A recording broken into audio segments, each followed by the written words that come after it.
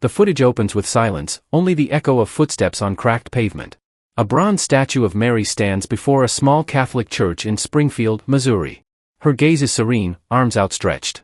But one spring afternoon, an act unfolded that left an entire campus stunned and a young man humbled in a way no one could have foreseen.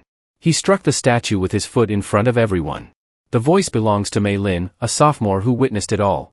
She recalls clutching her rosary as the sound reverberated, metal against shoe, faith against fury. Who was he? His name was Wei Chen, 21, a philosophy major at the local university. To professors, he was brilliant, quick-witted, dismantling arguments with ease. To classmates, he was charismatic but impulsive, a skeptic who scoffed at tradition. Springfield, nestled in America's Bible Belt, was steeped in faith. Baptist steeples towered over water tanks, and Friday night football paused for prayer. But Wei had no patience for it. Raised in a home where Sunday sermons once filled the air, he drifted from belief somewhere between childhood prayers and college debates. He always teased us, said Juan Morales, a student who prayed outside the church. He'd say, "You kneel to stone. I kneel to nothing." In the dorms, Wei's voice dominated. He called religion a crutch, claiming people clung to Mary and Jesus to avoid reality. He quoted Nietzsche in the cafeteria, scribbled sarcastic notes in theology texts, and dismissed campus ministries. Yet beneath his bravado lay a hidden wound. Loss had shaped his childhood, a father lost to addiction, a mother too exhausted to hold the family together. Wei learned to rely on intellect, not faith. In a town where belief could divide, he chose to mock rather than be mocked. That April afternoon, sunlight bathed the church lawn in gold. Students knelt, some whispering, "Hail Mary." Others sat in quiet reflection. A breeze carried the scent of fresh grass. Then Wei appeared, backpack slung over one shoulder, earbuds dangling, irritation etched on his face. He stopped, sneered, and time seemed to pause. Then came the sound, his foot striking the statue's base. Gasps erupted. Phones rose. It was like the earth shifted, Mei Lin recalled. We couldn't believe it. Father Hiroshi, the parish priest, stepped outside. He didn't rush or shout. His weathered eyes fixed on Wei, and his words cut softly but deeply. "Son, when you strike her, you wound your own mother's heart." The crowd hushed. Wei scoffed, muttered something, and walked off. But cameras caught it all, and within hours, the video spread across campus, rippling through group chats and comments, each replay amplifying the clash between faith and defiance. Yet, unbeknownst to all, the next 24 hours would unravel Wei's world. The same young man who mocked faith, who sneered at statues and prayers, would soon be found inside that church, not striking, not scoffing, but on his knees, tears streaming. The story of how arrogance crumbled into humility, and how humility edged toward belief, is what follows. The clash had been brewing. Wei grew irritated passing the church lawn where students prayed after class. Their bowed heads seemed like surrender, their folded hands like shackles. He told friends faith was poison, dulling the mind. "If God exists, let him stop me," he'd say. His classmate Liang, who once joined Wei for late-night dorm debates, noted, it wasn't enough for him to disbelieve. He had to tear belief apart. That Thursday, the spring sky was clear, lilacs scenting the air. A group of students, mostly Filipino and Latino Catholics, knelt before the Mary statue outside St. Mark's Parish, praying for exams, family, peace. It was routine until Wei arrived. He paused at the sidewalk's edge, jaw tight, fists clenched. For a moment, he might have passed by. But something snapped, perhaps the quiet of their faith, the calm he couldn't bear. With a sharp breath, he strode across the grass. Students looked up, startled by his boots. Then it happened, Wei's foot struck the statue's base with a dull thud. Gasps followed. Mei Lin dropped her rosary. One stepped forward as if to shield the statue. A phone camera clicked on, capturing it all. "My heart sank," said Aiko, another student. It wasn't just disrespect, it felt like an attack on something sacred. Wei smirked, scanning the stunned faces. "Stone doesn't save you," he muttered. "Wake up. It's all in your minds." Chaos loomed. Some students shouted, others froze. A few stepped toward him, anger rising. But the church's wooden doors creaked open. Father Hiroshi emerged, his black cassock catching the sunlight, his face bearing decades of guiding souls through joy and pain. He approached slowly, standing feet from Wei.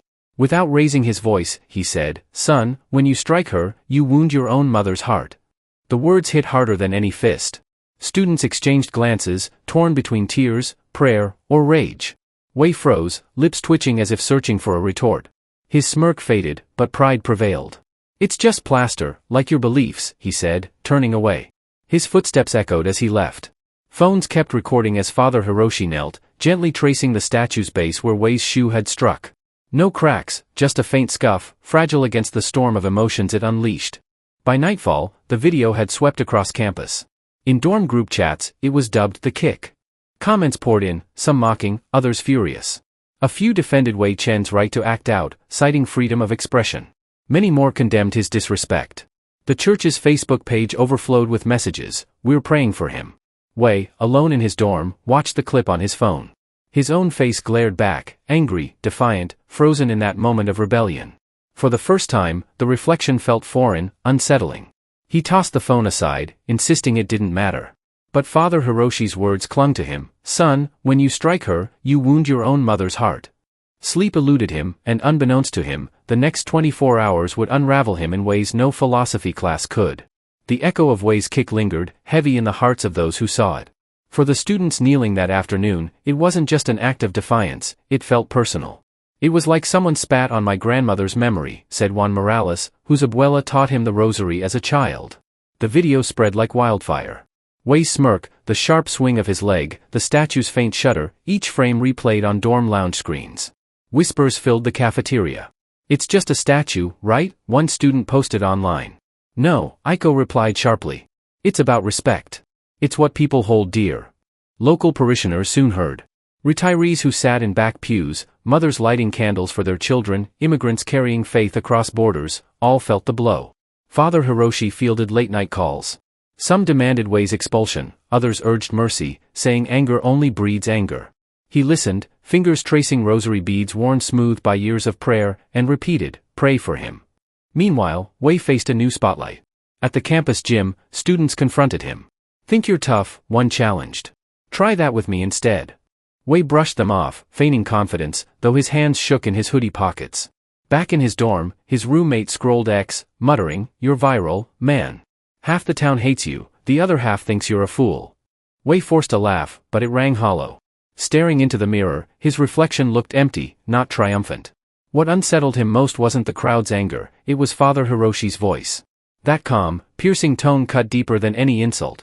"When you strike her, you wound your own mother's heart." The words looped, unshakable in the silence of his room. At St. Mark's Parish, the Mary statue stood unmoved. That evening, more people came, leaving flowers and kneeling in silence. Some prayed for strength, others for the boy who lashed out. "If he hates us, fine," Mei Lin whispered, touching the bronze. "But don't let him stay lost. Bring him back." By morning, local news picked up the story. A headline ticker read, "University student sparks outrage after defacing church statue." Wei's name wasn't mentioned, but Springfield was small, everyone knew. At a coffee shop near campus, two elderly men argued over the paper. One called Wei a disgrace, the other sighed, "Kids are just lost these days." Nearby, a young mother held her toddler close, murmuring a quiet Hail Mary. Reactions varied, but Wei had stirred something bigger than himself. His defiance became a mirror, reflecting what faith meant, or didn't, to those around him. The weight pressed in, and for the first time, Wei Chen was the one judged, not as a bold skeptic, but as a young man who'd crossed a line. Night settled over Springfield, but sleep evaded Wei. He lay on his dorm bed, staring at the ceiling, the faint hum of traffic seeping through the cracked window. His roommate snored softly, but Wei's mind roared louder. Every time he closed his eyes, he saw it, the swing of his leg, the stunned faces, the statue's steady gaze. He told himself it didn't matter, that they were fools, that faith was weakness. "It's just plaster," he muttered to the dark. But the memory held fast. On X, comments piled up. Some hailed him as a rebel against dogma, others branded him a vandal. Hashtags trended on campus feeds. Wei scrolled until the screen's glow stung his eyes, then dropped the phone. The silence felt heavier than the noise. What haunted him wasn't the backlash, it was Father Hiroshi. Those sad, steady eyes seemed to follow him, and that voice, low and calm, echoed in the hollow of his room, "When you strike her, you wound your own mother's heart." His own mother hadn't called in weeks, their bond strained by distance and unspoken pain. The words twisted, unearthing wounds he'd buried under wit and logic. Past midnight, Wei sat up, restless. Wei Chen grabbed his hoodie and slipped into the campus quad. The night air was cool, dew slicking the grass. Streetlights cast long shadows across the pavement. Hands shoved in his pockets, he walked, trying to outrun the unease. But peace didn't come. At every turn, the memory of Mary's statue flashed, her face not angry, not condemning, just sorrowful. That made it worse. Passing students leaving the library, he caught their whispers, sharp as blades. Someone muttered his name. Their glances stung, and shame clung like damp fog. Maybe I went too far, he murmured, the words surprising him. As the night deepened, exhaustion weighed on his body, but his mind wouldn't relent. Back in his dorm, he collapsed onto his bed. Sleep came, but with it, a dream seized him.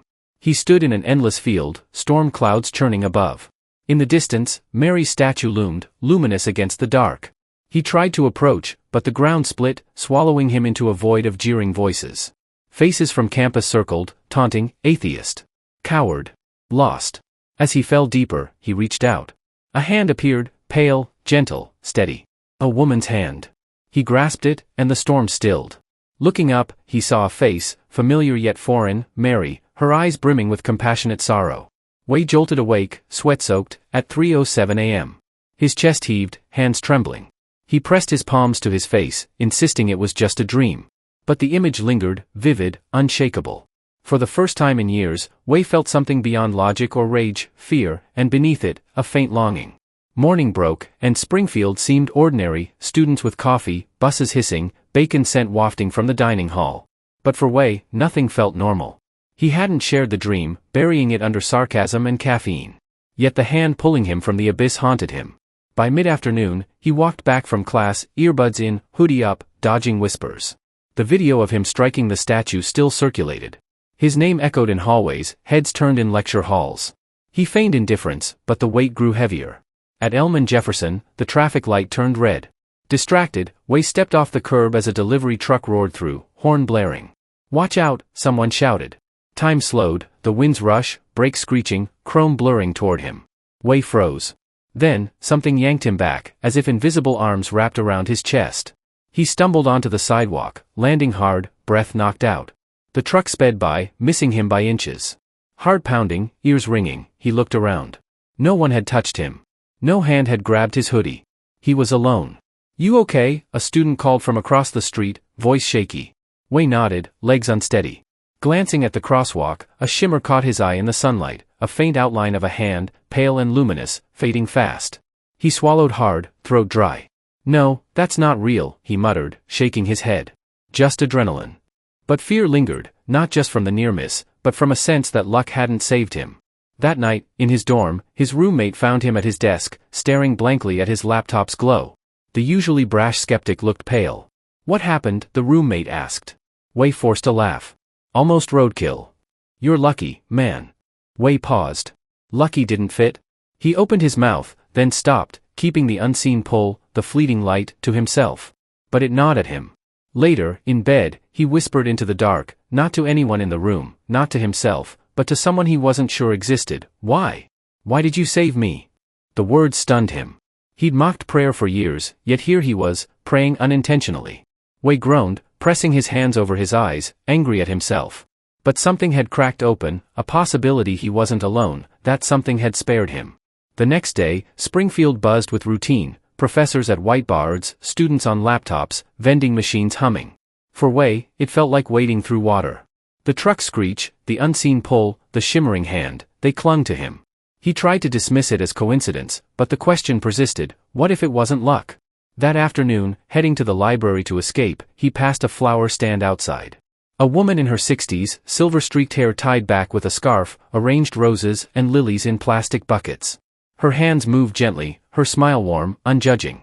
"You look like you need some color today," she said, holding up a sunflower. Wei almost walked by, but her voice, calm, steady, stopped him. "I don't buy flowers," he muttered. "That's okay," she replied. "Sometimes flowers aren't for buying. Sometimes they're for remembering," said the woman, her name Mrs. Kim. She shared that she began selling flowers near campus years ago after her son died in a school shooting in another state. Her words carried a quiet ache, spoken without bitterness, only the weight of long-carried grief. "I thought my life ended that day," she admitted. "I raged at God. I hated everyone." Wei shifted, uneasy. Her pain echoed his own anger, though his stemmed from different roots. He expected her to say she'd abandoned faith, but her story turned elsewhere. "Then one night, I dreamed I was in a dark room. My son was crying, and I couldn't reach him. Then I saw her, a woman in white, holding him. Her eyes were so gentle, so sorrowful. I knew it was Mary, and I knew he was safe." Wei blinked, her words striking deep. His own dream, the hand pulling him from the void, the luminous face, surged back. Mrs. Kim adjusted her flowers, glancing toward the church across the street. I don't have all the answers, but when I pray the rosary, I'm not alone. I feel held. That's enough to keep going. Wei's usual skepticism caught in his throat, replaced by a tightness in his chest, as if her grief and faith had reached into his hidden hollows. How do you know it wasn't just your mind? He muttered.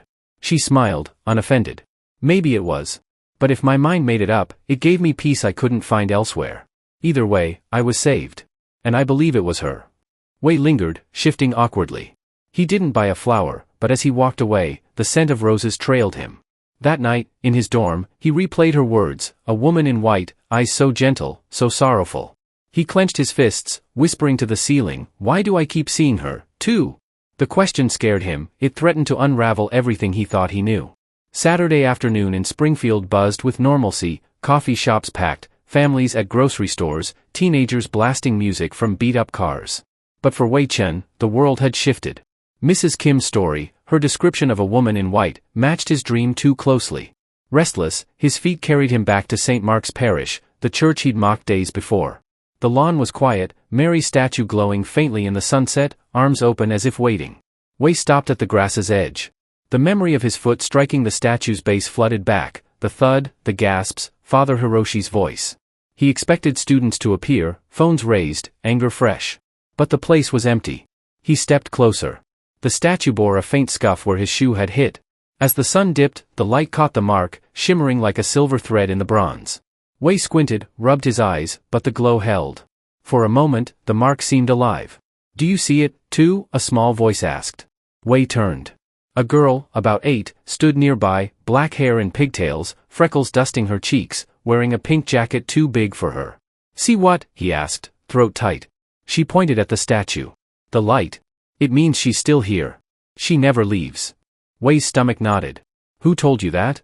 My grandma, she said. She says Mary stays, even when people are mean to her. Her words hit hard. Wei looked back, the glow still danced, like breath on metal. When he turned again, the girl was skipping away, humming, vanishing into the town's bustle. He blinked, half wondering if she was real. That evening, back on campus, Wei couldn't focus. His roommate suggested pizza, flipped on a basketball game, but Wei barely responded. He sketched absently on scrap paper, a hand, eyes, the curve of a statue's robe. In the dining hall, students whispered as he passed. That's the guy from the video, one said. Another muttered, he'll regret it someday. For once, Wei didn't bristle. He felt empty. That night, unable to sleep, he walked past the church again. The lawn was dark, the statue lit only by a street lamp. Standing in the shadows, he stared at her face. Amid the wind-rattling branches, he swore he heard a whisper, I never leave. He spun around, searching. No one was there. Heart racing, he stumbled back, muttering, I'm losing it. But it wasn't madness, it was something he'd mocked for years, now pressing in. The fear wasn't just that it might be real, it was that he couldn't run from it. Springfield slept quietly, street lamps glowing orange, cicadas humming. Most students were at parties or studying, but in Wei's dorm, the silence suffocated. Lying awake, staring at the cracked ceiling, he felt the weight of it all, the dream, the truck, the shimmering hand, Mrs. Kim's story, the girl's words. The statue's glowing scuff. The whisper. His cynicism, once a shield, was crumbling. For the first time, Wei Chen faced a truth he couldn't argue away, something greater was calling, and he was no longer sure he could turn away.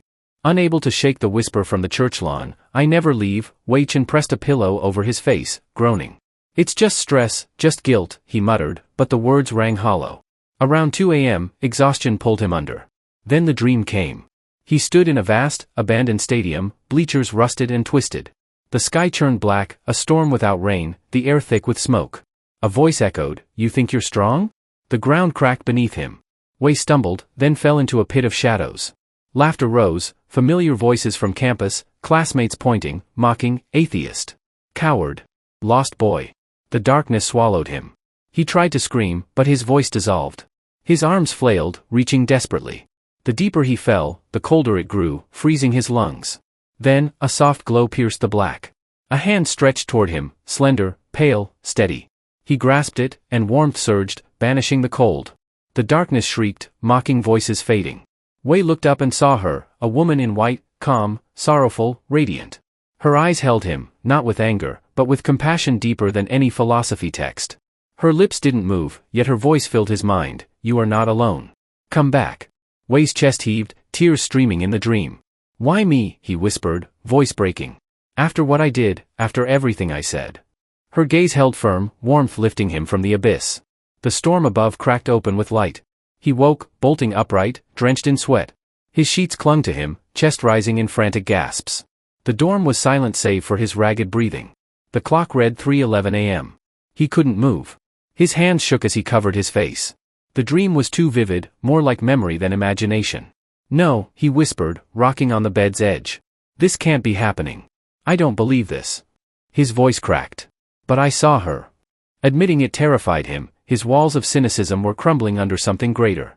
He buried his face in his hands, sobbing quietly to avoid waking his roommate. For the first time, Wei didn't feel in control.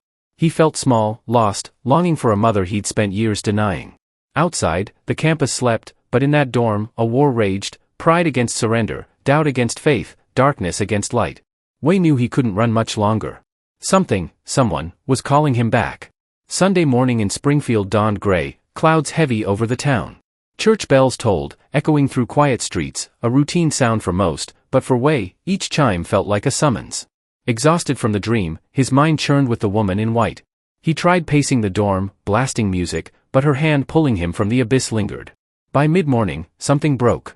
He pulled on his hoodie and walked into the gray streets, feet guiding him where pride resisted, St. Mark's Parish. The church stood quietly, doors open, candles flickering inside. A few parishioners entered, voices hushed, heads bowed. Wei paused at the steps, heart pounding, breath catching. Shame nearly turned him back. He could imagine whispers, that's the guy from the video. But he looked up at the statue of Mary above the doorway. Her bronze face glowed softly in the morning light, not mocking, but inviting. He stepped inside. The air smelled of wax and incense, a scent he once ridiculed.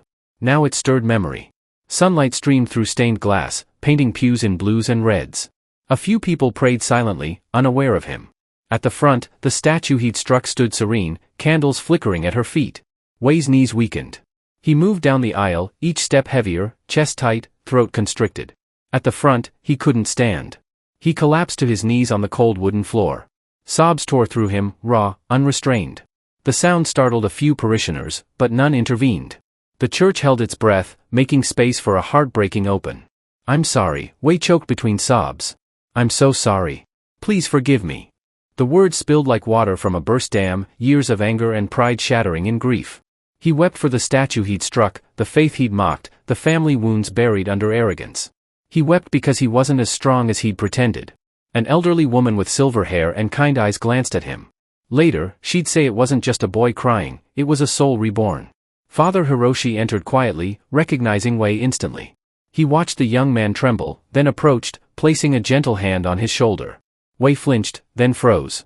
The priest's voice was soft, Mary never turns away her children. The words broke Wei further. He lowered his head to the floor, tears soaking the wood. For the first time, surrender wasn't weakness, it was release. Outside, the bells tolled, marking the hour across Springfield. Inside St. Mark's Parish, Wei Chen, who once scorned faith, was undone by it, tears streaming as he reached for something he'd long rejected. His voice, choked with sobs, rose again, louder, echoing off stained glass and stone. Forgive me, please. Forgive me. The church fell silent save for Wei's cries reverberating against the wooden rafters.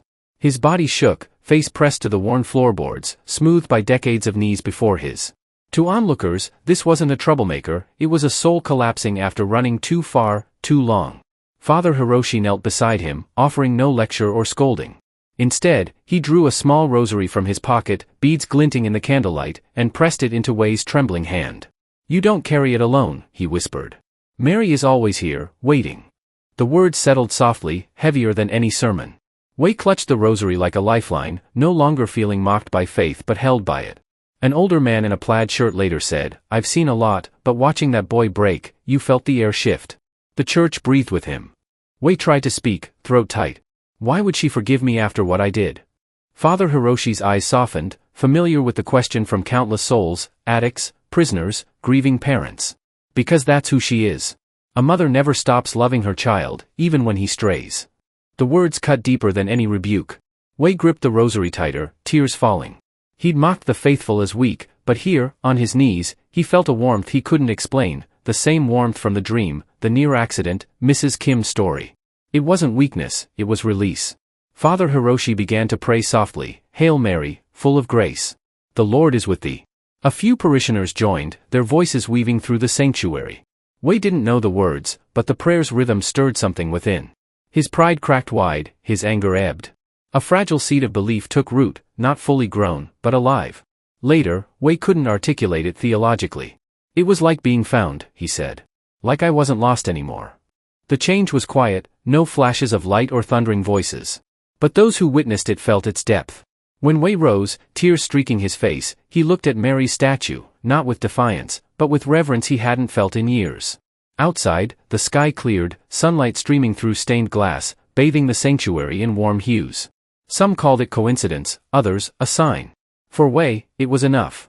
In that light, that silence, he knew he'd never be the same. By Monday, the story spread beyond St. Mark's. The video of Wei's kick still circulated, but whispers of what followed emerged. Students spoke of seeing him in the church, not sneering, but kneeling, clutching a rosary, tears falling. No way, not him, some scoffed in the cafeteria. Others nodded, sharing their own moments when doubt buckled under something greater. Father Hiroshi avoided reporters, saying only, "A heart found its way home." Mei Lin, who'd seen Wei strike the statue, said, "I thought I'd remember him as the boy who kicked Mary. Now I'll remember him as the one she forgave." In Springfield, where faith could be taken for granted or dismissed, Wei's story stirred change. Students who rarely prayed attended evening mass. Dusty Bibles were opened. Skeptics debated cautiously, no longer mocking but questioning, what if? For Wei, transformation wasn't instant sainthood. Doubts lingered, pride flared. But he carried the rosary everywhere, fingers brushing the beads in moments of fear or doubt. He slipped into St. Mark's pews, sitting quietly in the back, not to be seen, but to be near. What struck others wasn't perfection, but change, a humility in his voice, a softness in his eyes, a crack in his armor.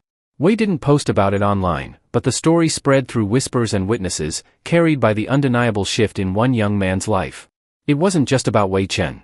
It was about pride meeting mercy, rebellion meeting forgiveness, a truth older than philosophy and louder than cynicism. Even in a world of doubt, grace finds a way. Some call it coincidence. Others, imagination. But those who saw him weep, who heard his broken "forgive me," called it a miracle.